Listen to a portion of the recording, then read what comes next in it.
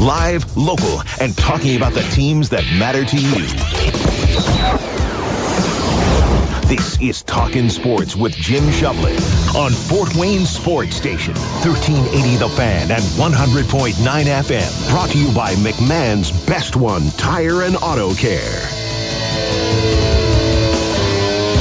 And good morning and welcome to Talkin Sports. I'm Adam Lundy this morning, filling in for the fantastic Jim Shovlin, as well as DC Hendricks. Hey, when life calls, especially when it's a sporting type of call, you've got to answer that call and get out to where the sports are. But happy to be filling in today for both Jim and DC this morning here on Talkin Sports from 9 to 10 a.m. Adam Lundy here hanging out with you and wanting to have a good time this morning. It is a beautiful sunny morning, but deceptively cold this morning. If you look outside your window and you haven't gone outside yet and you see the bright sun shining down on the wet grass and you think, oh, it's going to be a bright, sunny, warm day outside this morning, do not be afraid to still grab that jacket on your way out the door. It is deceptively sunny this morning, definitely a bit of a chill in the air. And as a result of that chill in the air, our high school baseball game of the day, which was originally scheduled to be following our show from 9 to 10 this morning, it is the Snyder Panthers taking on the Carroll Chargers this morning. Originally scheduled for 10 o'clock right after our show here on Talkin Sports this morning, but it was moved up to noon. So we're going to get a little bit of that chill out of the air before we hit the baseball diamond this afternoon. But we are still going to be carrying that game. Brett Rump and Dean Pantazzi will be on the call of that high school baseball game now at noon instead of directly following Talkin Sports this morning. We'll bring you that coverage with pregame starting at about 11:55 this morning and then head into the game. And, of course, the Fort Wayne TinCaps are also in action on the road today, taking on the South Bend Cubs. That game is set for just after 4 o'clock p.m., so you'll have a quick break in between high school baseball this afternoon before we get you to your TinCaps action this afternoon and evening. The TinCaps are on a roll. They've won 3 games in a row now in their road series against the South Bend Cubs, including last night when they got a 6-2 win over the South Bend Cubs. It was Cash Mayfield getting the start for the TinCaps last night, and he's been absolutely fantastic. Although in his last 2 starts, he's run into a little bit of challenges, but that's the thing. Not every single outing on the mound is going to be a perfect game. Not every single outing on the mound is going to be a no-hitter. It's about getting through some of those jams that you can find yourself in when you're on the mound, runners on base, things like that, players trying to steal first to second. Those are the things that you have to be able to take care of as a professional pitcher when you're trying to make the Major League Baseball clubs. But it was a great night last night for the Fort Wayne TinCaps in that 6-2 win over the South Bend Cubs. Big shout out to Jack Costello, the TinCaps first baseman. He had 4 RBIs last night, his best amount of RBIs at the high A level. He had a 2-run single to the center field in the 7th inning, and then in the 9th inning he added some insurance run with a 2-run no doubt home run in the top of the 9th inning. So fantastic night from Jack Costello last night. Hoping things continue this afternoon for the TinCaps in South Bend. And, of course, we'll be talking to TinCaps team president Mike Nutter in just a few minutes of all about what's going on with the TinCaps, not only on the road, but what's coming up next week when they are going to be back at Parkview Field. Also in the show today, we're going to be talking to Fort Wayne Komets announcer Shane Albahrani. The Fort Wayne Komets now have a 3-1 lead in their first-round series of the Kelly Cup playoffs against the Indy Fuel. They were able to take one of the 2 games down on the road against the Fuel. And a little bit of a break here in between the games 4 and 5. Game 5 isn't till tomorrow. Game 4 was already a few days ago. But a little bit of a break here. But we're going to see from Shane how the guys are, dealing with that little bit of a break, as I believe there's commencements at the Coliseum over the weekend. Hey, the Komets will be back on home ice with a chance to move on to the next round soon. That's the exciting part, and we'll look forward to hearing about that from Shane Albahrani. Also, we're going to be talking to St. Francis Cougars' Mike McCaffrey, find out about all the latest going on with the St. Francis Cougars. I know he was excited to talk about a few things, including softball, flag football, and other things going on for the St. Francis Cougars. Other things going on today, there's a lot of things to talk about. Of course, Fort Wayne FC. We are entering a new era of soccer, of football, if you want to call it that, but I know most people here call it soccer. If you want to call it football, feel free, though. We're entering a new era in soccer tonight. Fort Wayne FC is planning their inaugural match at their new stadium tonight, Ruoff Home Mortgage Stadium. That game is set for tonight at 7:30 p.m. It's going to be the club's first ever professional home game in USL League One. I know that it's going to be a little bit of a soft opening. I know not everything is, fully installed, ready to go. But I know they do have a good amount of seats. I know that, parking is going to be available. There's a clear bag policy if you're planning to go. But if you're planning to go to the Fort Wayne FC opening game tonight, would love to hear what you're expecting from that, and or if you have any thoughts on the show or today's sports topics in general. You can text us at 260-447-8500, and that is the text line, which is sponsored by Goodwill Industries of Northeast Indiana. A few other things to discuss today too, as we take a look at some of the local sports landscape. I know this is a topic that's been discussed here in the state of Indiana for a long time, and it's going to be continue to be discussed and voted on this week. The Indiana High School Athletic Association Board of Directors is scheduled to vote on a proposal to implement a 35-second shot clock for varsity basketball in the state of Indiana, and that vote is coming up in just 2 days on May 4th. Implementation, if it was approved, a 35-second shot clock would take effect for varsity boys and girls basketball starting in the 2028-2029 season. The proposal was put forward by the Indiana Basketball Coaches Association. Roughly 70% of school administrators opposed the change, citing the approximately $10,000 cost per school. And, you also have to hire more people to operate the shot clock, and it is a whole thing, but I would also love to hear our listeners' thoughts on a potential shot clock for varsity high school basketball in the state of Indiana. I know the fact that we haven't had a shot clock is kind of a long-standing tradition and kind of a callback to a different era of basketball, and I know a lot of people don't want to see the high schoolers be forced to be sped up, and play a different sort of game that's they're not all going to be playing in college or in professional basketball. Also today is the Kentucky Derby. If you're going to be placing a little bit of money on some of those ponies, good luck to you. If you're going to be enjoying a mint julep, also good luck to you. Nothing wrong with a mint julep here as you celebrate the Kentucky Derby. Just taking a look at one of my favorite things to do is take a look at some of the horses' names that are going to be racing in the race, because it's just creative naming. I think that's the best part, is just picking your favorite name and then putting a little bit of money on it. But coming in with the odds today, number 1 is Renegade at 5-1. Number 2, you've got So Happy, number 8 at 6-1. Number 6, Commandment with 7-1 odds. Further Ado, number 18 with 7-1 odds. And Chief Wallaby, number 12 with 9-1 odds. That's just a taste of some of the action that you can hear about in today's Kentucky Derby. If you have a specific horse that you think I should put a little bit of something down on, let me know on the Goodwill Industries of Northeast Indiana text line at 260-447-8500. Would love to shout out your pony in the race today. Just got a text here on the text line. They said they're good without a shot clock. It doesn't justify the amount of kids that play at the next level. And that's a great point. Not every kid is going to be a member of a team that does hurry-up offense with a 30 or 24-second shot clock. It doesn't quite exactly teach the fundamentals of the game in the same way. It rushes the team. It makes them need to find a shot sooner than a lot of teams would look for a shot in a clock. But that's just one opinion. If you have your opinion, we would love to hear it on the text line, 260-447-8500.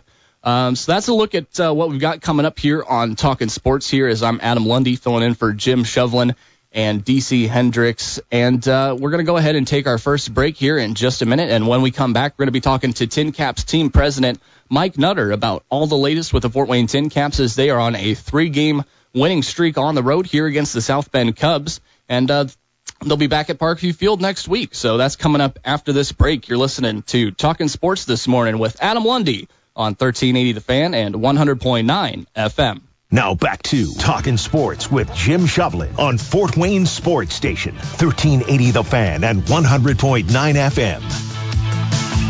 And good morning and welcome back to Talkin Sports. I'm Adam Lundy filling in for Jim Shovlin and DC Hendricks this morning. If you have any questions or comments specifically regarding the Fort Wayne TinCaps for this segment, feel free to text the Goodwill Industries of Northeast Indiana text line at 260-447-8500. I say that because currently we are being joined by TinCaps team president Mike Nutter on the Fire Police Credit Union phone line. Good morning, Mike.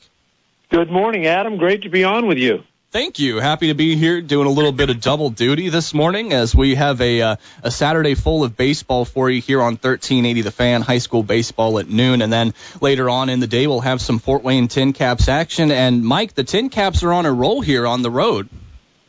Yeah, I hope we can continue it on the road and then bring it right on home because obviously we've scuffled to start a little bit this year on the field. But 3 in a row playing against the future Chicago Cubs. So I love that. We're back at it today.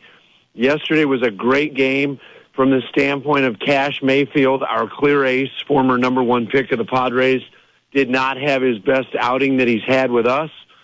He left after, I think, 3 2/3. And the bullpen took it the rest of the way and gave up 0 runs. We found our power stroke the last couple of weeks. Again, hopefully we can continue to stack some wins together and get back in this thing. But absolutely 3 in a row and finish it up today and tomorrow up in South Bend. And then we're right back here Tuesday for 6 against the Beloit Skycarp, which is the Florida Marlins team. That's going to be an absolute blast there when the Beloit Skycarp come into town. This was just a random question that kind of popped into my mind as I was driving here this morning. It's a little bit out of left field, but I was kind of wondering, since the TinCaps are on the road currently taking on the South Bend Cubs, I was wondering how much you as a team president kind of get to talk to other team presidents in the Midwest League and kind of bump heads and, bounce ideas off each other and say, hey, this is what's been going well for us at our ballpark, what's been going well for you. How often do you get that sort of opportunity? All the time. So in the last week while our team's been out of town, I've spoken with my counterpart in Grand Rapids with the West Michigan Whitecaps. We're not playing them. We're dear friends. They've got a big event at the ballpark today up in Grand Rapids called Pickle Palooza, and we've got that event later in the year, so we're going to try and learn as much as we can from them hosting today. Earlier this week, I talked to my counterparts Joe Hart and Nick Brown in South Bend, since we're headed up their way. Everybody loves dealing with Jonathan Matthews when we travel on the road because he's just such a great guy for the staffs to work with. And then the third counterpart I spoke with this week in our league, Jen Yorko, one of the couple female team presidents in our league, over with the Lake County Captains, high A for the Guardians. We were sharing some notes because Beloit is there now. They're coming to see us next. And you like to learn as much as you can to make sure it's a great week for the major league affiliate that's coming in this case, the Marlins team Beloit. And also from us, do they have special requests or things like that? So our teams compete on the field, obviously, and we compete in terms of, I want to beat some of those teams in attendance and things like that. But it's always great with the sharing of ideas and concepts and what promotions work and things like that. That was a fantastic peek behind the curtain there. And you mentioned promotions. And like you said, the Beloit Skycarp coming into town starting on May 5th on Tuesday. And you start off with a banger of a Tuesday night, Mike. I mean, not only do you have your regular family feast night with, value food options throughout the ballpark, it's also going to be, I believe, the first Manzana's Luchadores night of the Fort Wayne TinCaps. And you're giving out a rally towel to the first 1,500 fans. I mean, whoa. Yeah, and then throw Cinco de Mayo on Tuesday night, and you got a real banger. And so, my goodness, that is, I mean, it's one of those things that with these 6-game series, we know, we don't mean it arrogantly, but when weather's good, we know we're going to do pretty well on Thursday, Friday, Saturday, a lot of Sundays. What can you do on the other days? And so Tuesday, family feast, Manzana's Luchadores, the rally towels, and Cinco de Mayo, like we said. Wednesday is one of our paws and claws. But then the puffer bellies make their debut. Yeah. The black uniforms, black pants, black uniforms, black jerseys. It's the debut. So, boom, the next night, puffer rally towels as well to the first 1,500. Then you go right into Thursday, Friday night, pro wrestling night with the $1 Million Man, Ted DiBiase. There's information on our website. If people want to do a private meet and greet and get pictures and autographs, the whole fan group that comes out that night will have a chance to see him. But if you want to get a little more intimate thing, that's still available for Friday night. Saturday night, we're kicking off our first fireworks of the year. We're back to our standard 6:35 on May 9th, the fireworks night. And then May 10th, post-game autographs, beach towel giveaway to the first 1,000 fans, and post-game autographs. We did our first we talked a week or two ago about some monthly giveaways. Last week was the wearable blanket / Snuggie. Yeah. I think half the people walking in thought they were a robe and had them on backwards. The coolest thing was, Adam, 9 o'clock in the morning, people started lining up to get a TinCaps wearable blanket. Again, beach towel next Sunday. It's also Mother's Day. Listen, the fact of the matter is, I try and call it like it is on here. Mother's Day is a tough draw for us sometimes, but we put a buffet out that includes a ticket, a picnic, all that kind of stuff to Sunday. So maybe you missed out on Ruth's Chris and you're looking for another option. We'll bring Mom out to Parkview Field and have an awesome day with the family. I'm taking Parkview Field over Ruth's Chris any day personally. That's just my opinion. But, I mean, man, Mike, is your accounting department getting on you for all these giveaways? Or are they are, and the problem is, they're always, when you do them this early in the year, last Sunday, it ended up being 65 degrees for the wearable blanket giveaway. Yeah. 120 minor league teams. We had the 7th best attendance in the country, behind one single-A team over in Dayton, 5 AAA teams, and I think that was the extent of it. And so Mother Nature has cooperated. I was out with my dog this morning doing my 3 or 4 miles, and somebody stopped me, "Hey, did you see the forecast for Tuesday?" I said, "Come on, man. It's Saturday morning. I'm not doing this already." And so the fact of the matter is we play more often than not. We've lined it up with 6 great promotional days coming up in this next homestand. It's going to be a rare miss for me on Saturday and Sunday. I will miss my first couple TinCaps games, I believe, in a couple years. But our oldest son, Carson, is graduating from IU. Oh, yeah. And there's no way in the world I would miss that. And so if somebody's listening and say, "We missed you on fireworks night," it's because I'm out in the football stadium watching my son graduate and having a blast in that regard. That's a moment of a lifetime, and huge congratulations to your son on graduating from Indiana University as a Hoosier. You mentioned earlier when we were talking about the promotions, Wednesday night is going to be the debut of that Puffer Bellies alternate identity. And I'm looking at a picture right here of the jerseys, and they're super cool. They've got kind of an older font on them. They're all black, like you said. They've got an awesome, steam engine on the front. But for those who don't know, tell us a little bit more about that identity and how that came about. Absolutely. The railway was huge, and in some regards still is, but was huge in this area with so much industrial stuff. And we know some people downtown with the Railway Historical Society that have restored one of these puffer bellies, one of these big steam engines. And I'll be honest with you, when we decided to retire the Hoosier State Tenderloins, we knew this. Michael Limmer in the marketing department has been working on it for a couple years. The fact of the matter is, more behind the curtain stuff, anytime you put something out, you kind of cringe with what the reaction is going to be in some senses. Mm-hmm. This one was overwhelmingly positive, extremely 90-some% positive. We'd never experienced anything like this, so we were happy about that. The one negative, or the one, critical feedback that we got, if you're looking at the same picture I am with Kavaris Tears, our superstar right fielder, University of Tennessee, high draft pick, won a national championship at Tennessee, modeling it. Some people said, well, you missed the opportunity to put the steam engine on the hat. Listen, we understand that. We looked at it. We talked about that. But we felt the big steam engine across the jersey, the big steam engine across the hat, we wanted to mix it up, so we used the old PB font. We understand that our fans care and they love it. Overwhelmingly positive.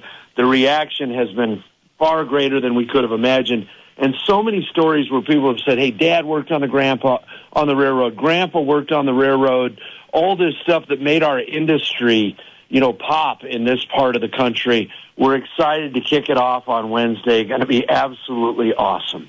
Fans will want to get out there and check out that new alternate identity, and I think it's nice that you actually listen to feedback instead of just, putting out the jersey and saying, here's the shop link, we're not going to do anything about it, buy it or don't. You know what I mean? Yeah, no, I think that's great. And there's another thing we could talk on if we got time. Sure. We put out some college hats this week for the first time. Yeah, I saw those. Yeah, we've got a TinCaps officially licensed hat, and then we've got a blue one that on the side has got that Notre Dame gold, and it looks absolutely awesome. And we've got a white hat that on the side's got that red IU logo. And then we've got a darker hat with the red logo with the Purdue on the side. And it's just absolutely awesome. The response has been great. Of course, the first feedback I got from somebody is, where is the OH hat? And I said, hey, now you're speaking my language. But we wanted to start, before we branch out to Ohio State and the team up north, we wanted to branch out to the in-state schools and do some of that stuff. We heard great feedback from a guy online. He said, man, I love the Caps and I love Purdue, but it's going to be hard for me to buy that hat with the red apple on there because it reminds me too much of IU. And I laughed. I said, well, we needed to do the red logo. We needed to do our primary logo. But again, back to that, listening to feedback and things like that. They're in the store. They're online. It's really, really cool stuff. And it's a chance for people, you're a Caps fan, and you're a huge IU, Notre Dame, Purdue fan. You can merge two of your loves, get a hat at a great price, and support them both. So really, really cool. First time this has ever been offered. We're one of the few teams in the country doing it, and we've got the three biggest in-state schools to start this year, and we're excited about it. Yeah, that's awesome. Show your pride with a school TinCaps hat. Yeah, that's awesome. We got a question here on the Goodwill Industries of Northeast Indiana text line at 260-447-8500. They want to know, they say, random question I have, would the TinCaps ever consider doing a wedding?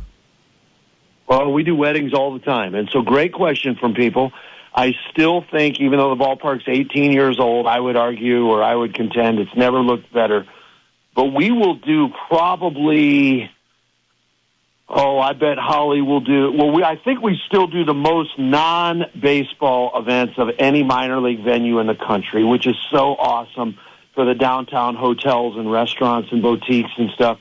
I would estimate that in 2026 we will do, call it 10 to 15 wedding receptions in one of our many multi-purpose rooms. A lot of times the suite level lounge overlooking the field and downtown. And then we will probably do 5 actual weddings at the ballpark this year. If that's something they're interested in, they can go to parkviewfield.com or they can go to tincaps.com and look up Holly. Great question. There's beautiful places to do them.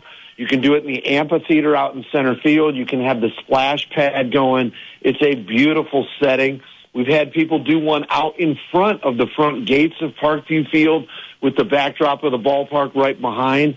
And then every year, a couple years, if the date works well with everything we've got going on, we've done one at home plate. And so really cool thing. In fact, I'll tell you this story. A couple years ago, one of the groomsmen in the wedding on home plate was our very own Johnny.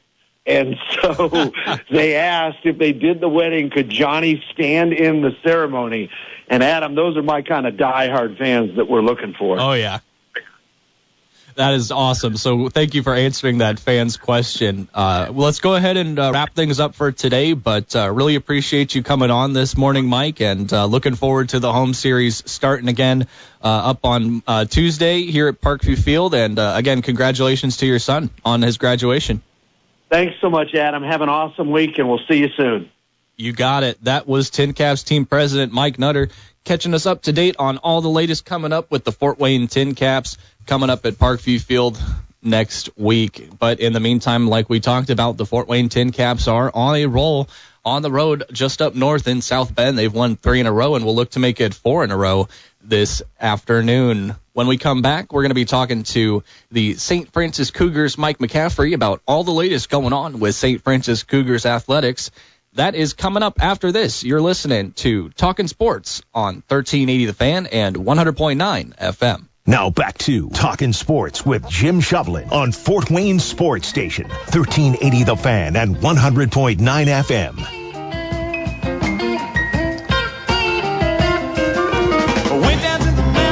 And welcome back to Talkin Sports on a sunny Saturday morning. Still chilly, though. Be sure to grab a jacket if you're headed out this morning. It is deceptively sunny. If you have any texts on St. Francis or anything on your mind, go ahead and text the text line sponsored by Goodwill's Industries of Northeast Indiana at 260-447-8500. And, of course, our phone line is sponsored by the Fire Police Credit Union. And joining me on the phone line right now is Mike McCaffrey from the University of St. Francis. Mike, good morning. Good morning, Adam. How you doing, buddy? Doing fantastic. A little cold, but we're making it through. And like I said when I was coming on here, deceptively sunny this morning. I thought I was going to be treated to a nice, warm, sunny morning, but came out and it was very cold. But we're getting through it. And wanted to get to right away, St. Francis claims their first ever Crossroads League tournament does the softball team with a walk-off win yesterday. Tell me about that, Mike. Yeah, it was crazy. I mean, we got through. It rained, fortunately, overnight most nights this week. We started the tournament Tuesday with a couple play-in games, and then the double elimination began on Wednesday.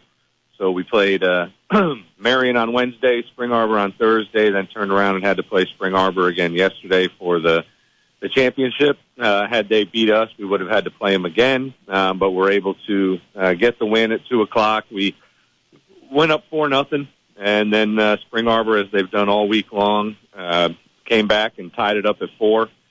Went to extra innings, got to the bottom of the 8th inning, had the bases loaded with Peyton Iliff, one of our leaders, at the plate, and she took 4 straight balls and ended up walking in the game-winning run. So not as dramatic and maybe, Sports Center highlight-ish as you would have liked, but a win is a win, and just so proud of this team and what they've been able to accomplish, getting their first ever tournament championship.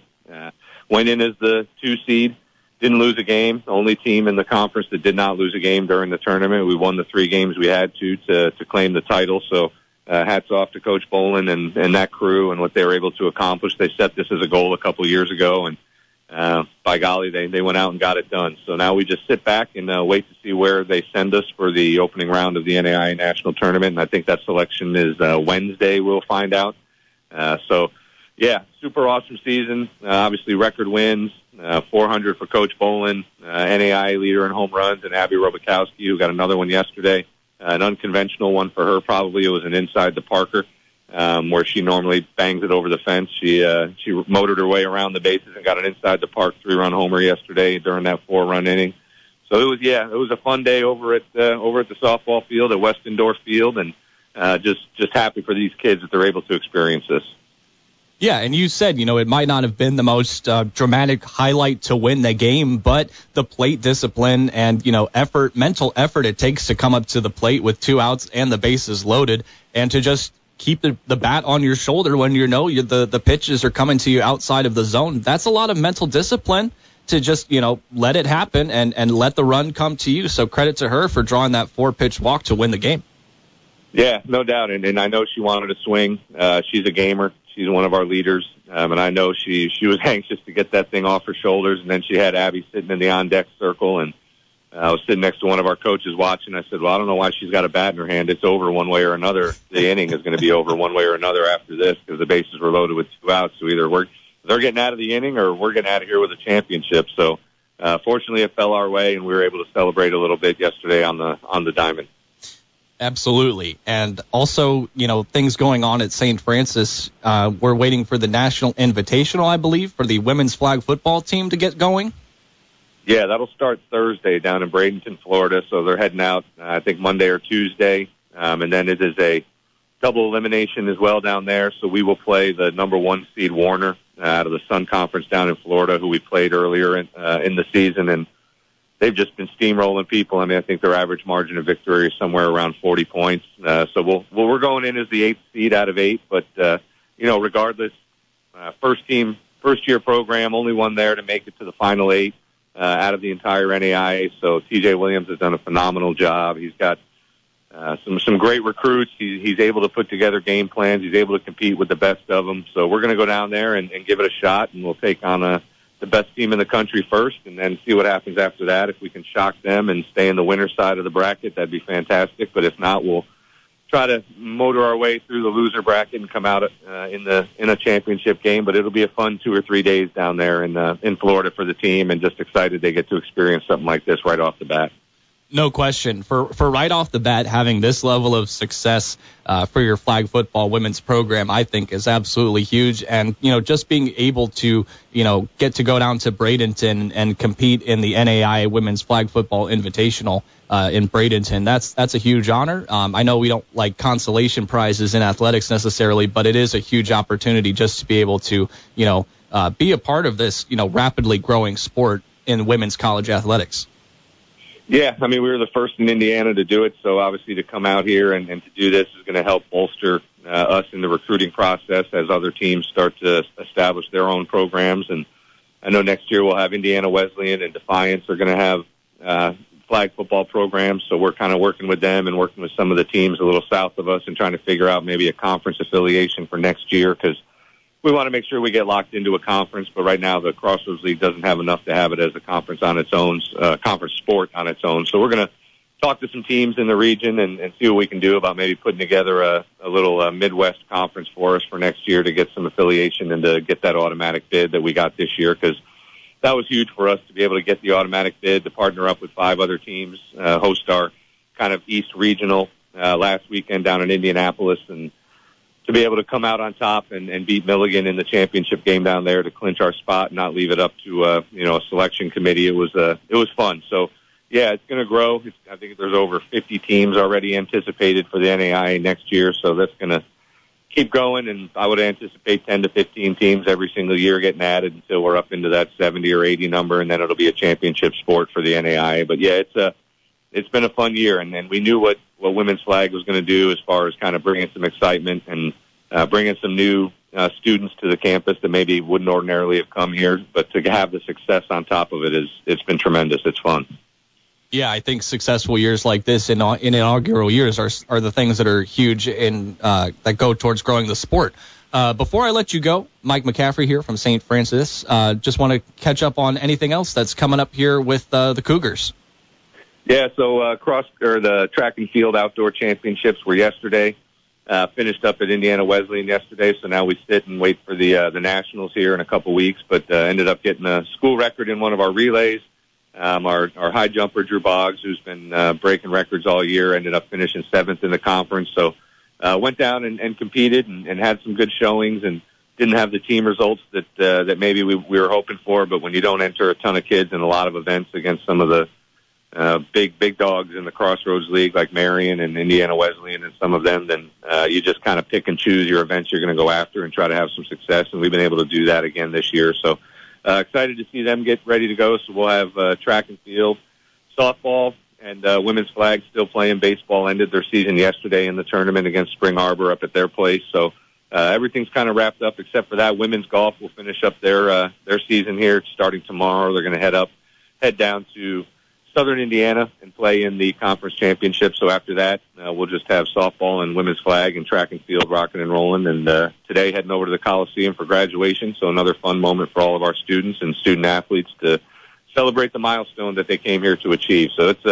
it's a busy weekend, but it's a fun weekend to celebrate. Congratulations to all of those Cougar graduates getting to walk across the stage. That's a huge moment in one's lifetime. Vice President for Student Life and Athletics of St. Francis, Mike McCaffrey, thank you so much for joining me this morning on Talkin Sports. Thanks, Adam. I appreciate it, man. Have a good weekend. You as well. That was Mike McCaffrey from St. Francis. When we come back, we're going to be talking to the Shane Albahrani of the Fort Wayne Komets. If you have any Komets-related questions, be sure to get those in by the next interview here on the Goodwill Industries of Northeast Indiana text line. That's 260-4 447-8500 if you have any Komets-related questions for Shane Albahrani. Real quick, before we go to break here, I mentioned earlier in the show that we would be bringing you the broadcast of Snyder taking on Carroll in high school baseball at noon. That game today has officially been canceled. Unfortunately, no high school baseball for you today on 1380 The Fan. We will still be bringing you the broadcast of the TinCaps taking on the South Bend Cubs at 4:05. When we come back, it's going to be Shane Albahrani talking Fort Wayne Komet Hockey Playoff right here on 1380 The Fan and 100.9 FM. Now back to Talkin Sports with Jim Shovlin on Fort Wayne Sports Station, 1380 The Fan and 100.9 FM. When you hear that music, you know what time it is. You know it's time for Fort Wayne Komet Hockey. And joining us now on the Fire Police Credit Union phone line is the voice of the Fort Wayne Komets, Shane Albahrani. Shane, how are things looking for the Jungle on Sunday? Hey, it's going to be rocking. It's the toughest win to get in a playoff series is that last one. So we're going to need everybody out on Sunday. Be there at the Coliseum on Sunday. You heard the man himself. But before we get to that game, of course, the Komets are coming into that game on Sunday with a 3-1 series lead over the Indy Fuel. And for me, the biggest question is, have they found their playoff goalie? I mean, they had the first two games go really well, and then they made a switch for Game 4. What's going on at goalie, Shane?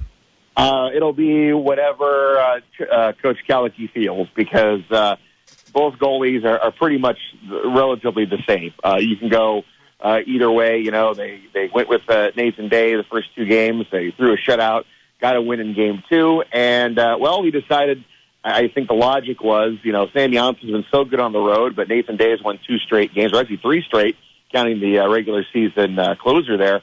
So you stick with the hot hand. You're up 2-0. Worst case scenario, you lose one game, but you still got plenty left. So they went with Nathan Day, and I don't think really Game 3 was Nathan Day's fault. Obviously, it doesn't always fall on the goaltender. He gave up a couple of early power play goals, and that was just it. And then you go back to Sam Jansson, who was awesome in Game 4, and I don't know what we're going to do in Game 5.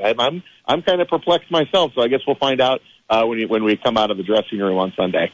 Yeah, that was going to be my question. I was going to say, do you have any idea? Also wanted to mention, kind of a bit of a long break here between games. Next game not till tomorrow night. But have you heard with, either, coach or from any of the players how they're dealing with this break between games? Oh, I think they're enjoying it because, we had 2 guys that come up with an injury after Game 3. We had one who was missed the game because of illness. So I think, having these few days off, I think give the guys just a little bit of break. I think they're pretty happy about it. It seems weird, not playing on a Friday or Saturday during a playoff series, but also that's building availability, so not necessarily something that we can control. But everybody, I think, enjoyed. We're going to have a late afternoon practice today, which is unusual. So was at practice yesterday, and everybody is very loose. And I think the guys who needed a rest are able to get rest. Yeah, it kind of seems like Calicky isn't, trying to force too much in these off days and kind of just keep them the right amount of ready without putting too much wear and tear on the bodies ahead of Sunday. Yeah, absolutely. At this point in the season, everybody is playing with something. So, Blake Murray was out of the lineup. Matthew Brown was out of the lineup. Josh Bloom missed his third game because he left in game number 1. So that was about 140 points out of our lineup, just right there. And we still managed to come away with a win in game 4. So that shows you how deep this team is. So I think there'll be some lineup decisions too, because again, the guys who came in and played for those 3, they were great. So I think it'll be fun to see what the lineup is going to be. And catch me up on what's going on, if you know. If you don't, my apologies for asking. But what's going on with the Walleye and the Bison on the other side of the bracket? Yeah, Bloomington, they were down 3-0 in the series. And you're thinking, here's another Toledo sweep going on to the second round. But then Bloomington wins 2 straight. And then they forced the series back to Toledo on Sunday. So we'll be playing at the same time. Our game is at 5:05. Toledo starts at 5:15.